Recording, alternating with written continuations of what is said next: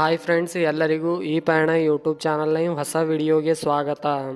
ಈ ವಿಡಿಯೋದಲ್ಲಿ ಡೈಲಿ ಆಗಿರುವ ಎಲ್ಲ ಫುಲ್ ನ್ಯೂಸ್ಗಳನ್ನು ಒಂದೇ ವಿಡಿಯೋದಲ್ಲಿ ಕವರ್ ಮಾಡಲಾಗುತ್ತೆ. ಅದಕ್ಕೆ ತಾವುಗಳು ಈ ವಿಡಿಯೋನ ಎಂಡ್ವರೆಗೆ ನೋಡಿ. ಹಾಗೆ ನಿಮಗೆ ಈ ವಿಡಿಯೋ ಏನಾದರೂ ಇಷ್ಟವಾದರೆ ವಿಡಿಯೋನು ಲೈಕ್ ಮಾಡಿ ಮತ್ತು ನಿಮ್ಮ ಫ್ರೆಂಡ್ ಜೊತೆಗೂ ಶೇರ್ ಮಾಡಿ. ಈ ರೀತಿಯ ಹೊಸ ವಿಡಿಯೋಗಾಗಿ ನಮ್ಮ ಚಾನಲ್ನು ಸಬ್ಸ್ಕ್ರೈಬ್ ಮಾಡಿಕೊಳ್ಳಿ. ಈ ಇರಾನ್ ಮತ್ತು ಇಸ್ರೇಲ್ನ ನಡುವಿನ ಯುದ್ಧ ಏನು ಮುಗಿಯೋ ರೀತಿಯನ್ನು ಕಾಣ್ತಾ ಇಲ್ಲ. ಇರಾನ್ ಮೇಲೆ ಇಸ್ರೇಲ್ ಶುಕ್ರವಾರ ಹಠಾತ್ ದಾಳಿ ಮಾಡಿದೆ ಎಂದು ಹೇಳಲಾಗ್ತಾ ಇದೆ. ಇರಾನ್ನ ರಾಜಧಾನಿಯಾದಂತಹ ಟೆಹರಾನ್ ಮತ್ತು ಇರಾನ್ನಲ್ಲಿರುವ ಪರಮಾಣು ರಿಯಾಕ್ಟರ್ಗಳನ್ನು ಗುರಿಯಾಗಿಸಿ ಇಸ್ರೇಲ್ ದಾಳಿ ಮಾಡಿದೆ ಎಂದು ಹೇಳಲಾಗ್ತಿದೆ. ಹಾಗೆ ಸುದ್ದಿ ಮಾಧ್ಯಮಗಳು ಕೂಡ ವರದಿ ಮಾಡ್ತಾ ಇವೆ. ಇರಾನ್ನ ಹಲವು ಪ್ರದೇಶಗಳಲ್ಲಿ ಸ್ಫೋಟದ ಸದ್ದು ಕಂಡು ಬಂದಿದೆ. ಇತ್ತೀಚೆಗೆ ತಾನೇ ಇರಾನ್ ಪರಮಾಣು ಶಕ್ತಿಯನ್ನು ತನ್ನ ಕೈಯಲ್ಲಿ ಮಾಡ್ಕೋಬೇಕಂತ ಸ್ಪೀಡ್ ಆಗಿ ಕೆಲಸ ಮಾಡ್ತಾ ಇತ್ತು. ಆ ಕಾರಣಕ್ಕಾಗಿ ಇಸ್ರೇಲ್ ಇರಾನ್ ಮೇಲೆ ದಾಳಿ ಮಾಡ್ತಾ ಇದೆ ಅಂತ ಸುದ್ದಿ ಆಗ್ತಾ ಇದೆ.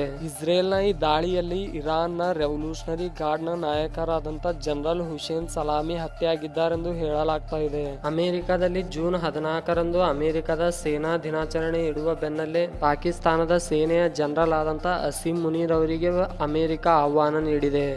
ಆ ಆಹ್ವಾನದ ಮೇರೆಗೆ ಅಸೀಂ ಮುನೀರ್ ಅವರು ಇಂದು ಅಮೆರಿಕಗೆ ಹೋಗಿದ್ದಾರೆಂದು ಸುದ್ದಿ ಮಾಧ್ಯಮಗಳು ವರದಿ ಮಾಡ್ತಾ ಇವೆ. ಇತ್ತೀಚೆಗೆ ನಡೆದಂತ ಆಪರೇಷನ್ ಸಿಂಧೂರ್ ಬೆನ್ನಲ್ಲೇ ಪಾಕಿಸ್ತಾನದ ಜನರಲ್ ಅವರಿಗೆ ಅಮೆರಿಕ ಆಹ್ವಾನ ನೀಡಿದ್ದು ತುಂಬಾ ಚರ್ಚೆಗೆ ಕಾರಣವಾಗಿದೆ ಅಂತ ಹೇಳಬಹುದು. ಜಗತ್ತಿನ ಘೋರ ವಿಮಾನ ದುರಂತಗಳಲ್ಲಿ ಗುರುತಿಸಿಕೊಳ್ಳುವ ಅಹಮದಾಬಾದ್ ವಿಮಾನ ದುರಂತದಲ್ಲಿ 265 ಜನ ಸಾವನ್ನಪ್ಪಿದ್ದಾರಂತ ಹೇಳಲಾಗ್ತಾ ಇದೆ. ವಿಮಾನ ಕ್ರ್ಯಾಶ್ ಆದಂತ ಸಮಯದಲ್ಲಿ ವಿಮಾನದಲ್ಲಿರುವ 230 ಜನ ಮತ್ತು ವಿಮಾನದ ಸಿಬ್ಬಂದಿ 10 ಜನ ಸಿಬ್ಬಂದಿ ಹಾಗೆ ವಿಮಾನ ಕ್ರ್ಯಾಶ್ ಆಗಿರುವ ಹಾಸ್ಟೆಲ್ ನಲ್ಲಿ ಇರುವ ವಿದ್ಯಾರ್ಥಿಗಳು ಸಾವನ್ನಪ್ಪಿದ್ದಾರಂತ ಹೇಳಲಾಗ್ತಾ ಇದೆ. ವಿಮಾನ ಬಿದ್ದ ಮೇಘನಿ ನಗರ್ನಲ್ಲಿ 23ಕ್ಕೂ ಅಧಿಕ ಜನ ಸಾವನ್ನಪ್ಪಿದ್ದಾರೆಂದು ಹೇಳಲಾಗ್ತಾ ಇದೆ. ಅದರಲ್ಲಿ ಮೆಡಿಕಲ್ ಕ್ಯಾಂಪಸ್ ನಲ್ಲಿರುವ ವಿದ್ಯಾರ್ಥಿಗಳೇ ಬಹುತೇಕ ಹೆಚ್ಚು ಕೂಡ ಅಂತ ಹೇಳ್ಬಹುದು.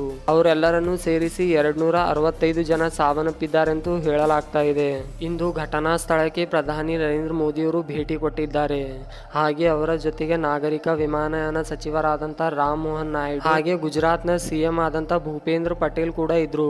ಈ ಘಟನೆಯಲ್ಲಿ ಗುಜರಾತ್ನ ಮಾಜಿ ಮುಖ್ಯಮಂತ್ರಿ ಆದಂತ ವಿಜಯ್ ರೂಪಾನಿಯವರು ಮರಣ ಹೊಂದಿದ್ರು.